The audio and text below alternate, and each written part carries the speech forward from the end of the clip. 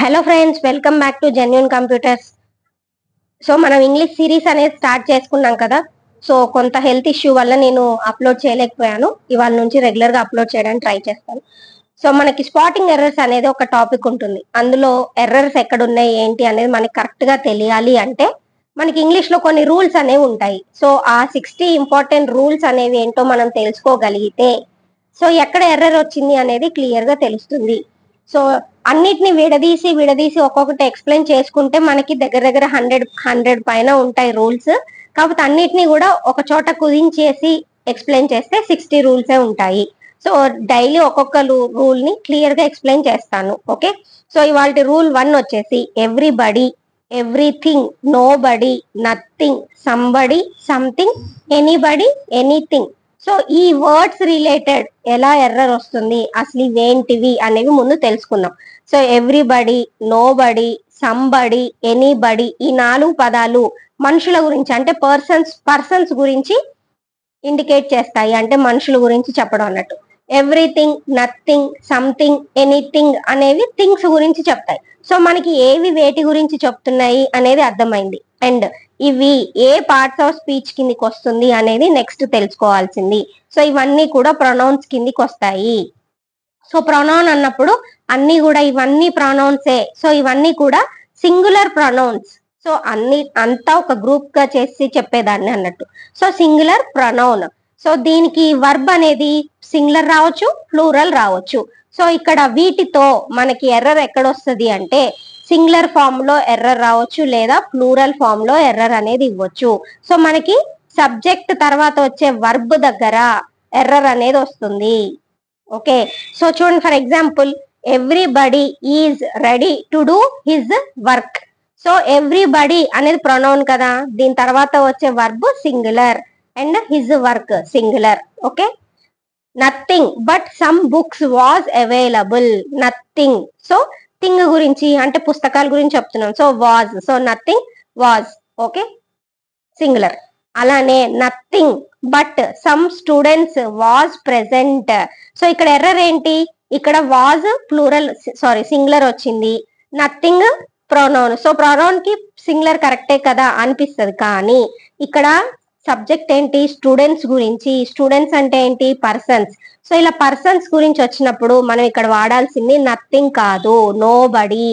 So no బడి but some students was present. Okay, so మనకి everybody అన్నప్పుడు person గురించి, నథింగ్ అన్నప్పుడు వస్తువు గురించి చెప్తున్నారా లేదా ఫస్ట్ చూసుకోవాలి. దాని తర్వాత వచ్చే వర్బ్ సింగులర్ గా ఉందా లేదా చూసుకోవాలి. ఆ ఒక్కటే మిస్టేక్ అనేది ఇక్కడ రేజ్ అవుతుంది. సో మనకి ఈ రూల్ ప్రకారం ఏం తెలుస్తుంది, ఎవ్రీబడి, ఎవ్రీథింగ్ ఇవన్నీ కూడా ప్రొనౌన్స్. వీటి తర్వాత వచ్చే వర్బ్ అనేది సింగులర్ గా ఉంటుంది.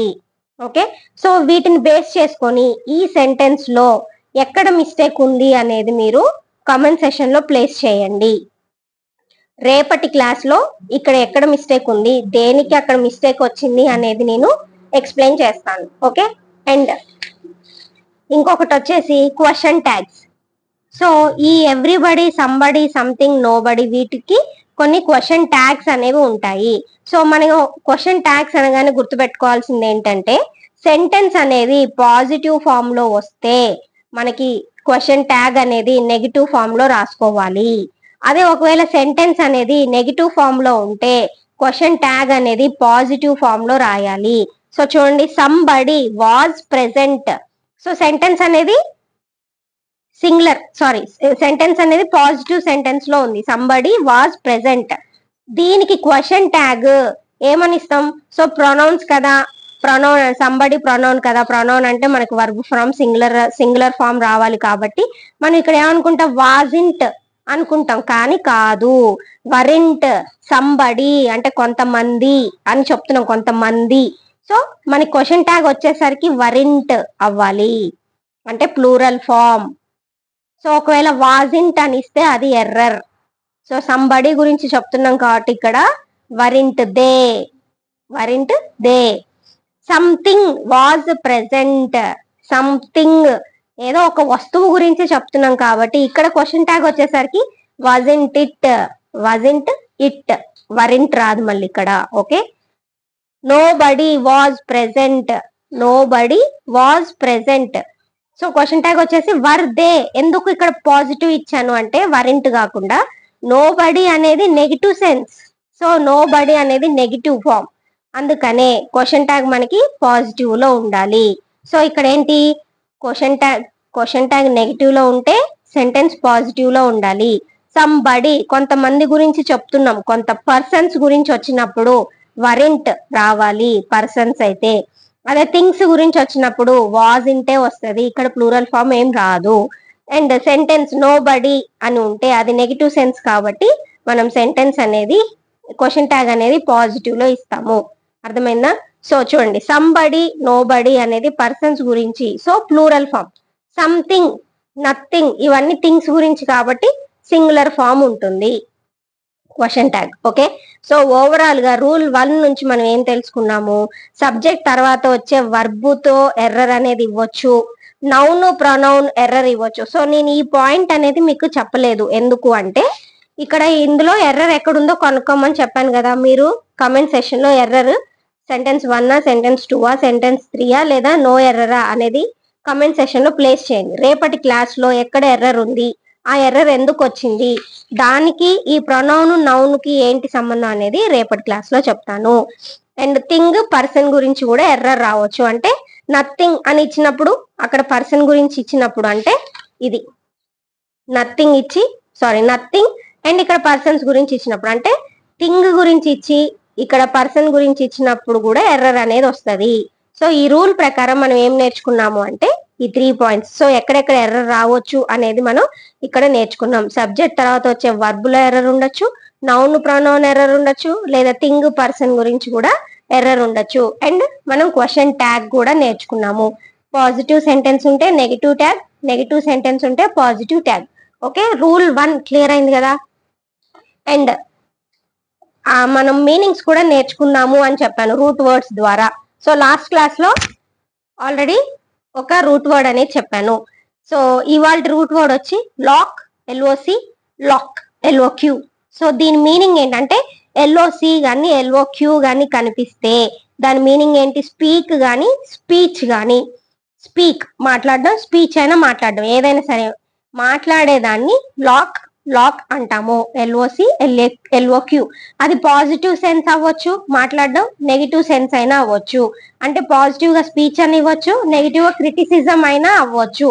సో ఏవైనా సరే వీటి గురించి ఈ పదాలు కనిపిస్తే అది మాట్లాడడం గురించి అని గుర్తుపెట్టుకోండి. లొక్వేషియస్, సో ఇది positive sense. So one who speaks a lot లేదా టాకెటివ్ అంటే బాగా మాట్లాడే వాళ్ళని లొక్వేషియస్ అంటాము. లేదా గ్యారులస్ అని కూడా అంటాము, గ్యారులస్. సో ఇది కూడా టాకెటివే, ఇది కూడా టాకెటివే, కానీ ఇది పాజిటివ్ సెన్స్. అంటే పాజిటివ్ గా మాట్లాడే వాళ్ళ గురించి చెప్పేటప్పుడు మనం ఈ వర్డ్ యూస్ చేస్తాం. గ్యారులస్ అన్నప్పుడు నెగిటివ్ గా చెప్పే వాళ్ళ గురించి, అంటే క్రిటిసిజం చేస్తారు కదా, నెగిటివ్ గా స్పీచెస్ అనేది ఇస్తారు కదా అపోజిషన్ వాళ్ళ గురించి, అలా ఇచ్చినప్పుడు వాళ్ళని గ్యారులస్ అంటాము. నెక్స్ట్ కొలాక్వియల్. సో చూడండి అన్నిట్లో కూడా ఎల్ఓక్యూ, ఇక్కడ కూడా ఎల్ఓక్యూ, ఇక్కడ ఎల్ఓసి, ఇక్కడ ఎల్ఓక్యూ, ఇక్కడ కూడా ఎల్ఓక్యూ. సో మనకి ఈ పదం కనిపిస్తే మాట్లాడడం గురించి, అది ఫార్మల్ అవ్వచ్చు, ఇన్ఫార్మల్ స్పీచ్ అవ్వచ్చు, పబ్లిక్ స్పీచ్ అవ్వచ్చు, సెల్ఫ్ స్పీక్ అంటే వాళ్ళలో వాళ్ళు ఊరికే మాట్లాడుకుంటూ ఉంటారు కదా, అలా అయినా సరే ఏవైనా సరే మాట్లాడడం గురించే. సో కొలాక్వియల్ అంటే informal speech, elocution public speech, అదే కాంపిటీషన్. అంటే కాంపిటీషన్ అంటే మనకి డిబేట్స్ పెడతారు కదా, first prize second prize third prize అని కూడా ఇస్తారు కదా. సో అలాంటి చోట ఆ స్పీచ్ కి మనం ఈ పదం వాడతాం. అబ్లాక్యూ అంటే స్పీచ్ ఆఫ్ క్రిటిసిజం. అండ్ సొలిలాక్యూ అన్నప్పుడు సెల్ఫ్ టాక్, వాళ్ళలో వాళ్ళు, సెల్ఫ్ టాక్, వాళ్ళలో వాళ్ళు మాట్లాడుకునే దాన్ని సెల్ఫ్ టాక్ అంటాము. సో ఇవాళ మనం నేర్చుకున్న రూట్ వర్డ్ ఏంటి అంటే loq, L O Q loq. Okay, speech, speak, ఇవి రిలేటెడ్ వర్డ్స్. సో మనకి ఎక్కడైనా సరే ఎల్ఓక్యూ కనిపించింది అంటే లేదా ఎల్ఓసి కనిపించింది అంటే అది స్పీక్ గురించి కానీ స్పీచ్ గురించి కానీ. ఓకే, సో ఇది ఇవాల్టి క్లాస్. మనం ఒక రూల్ నేర్చుకున్నాము, ఒక రూల్ 1 నేర్చుకున్నాము, అండ్ ఒక రూట్ వర్డ్ నేర్చుకున్నాము. ఎక్స్ప్లెనేషన్ నచ్చి ఉంటే లైక్, షేర్, సబ్స్క్రైబ్ చేయండి. ఇంకేమైనా ఇంప్రూవ్మెంట్స్ కావాలి అంటే కమెంట్ సెషన్ లో ప్లేస్ చేయండి. సో ఈ ఎర్రర్ కి, ఈ సెంటెన్స్ లో ఎర్రర్ ఎక్కడ ఉందో కూడా కమెంట్ సెషన్ లో ప్లేస్ చేయండి. Thank you.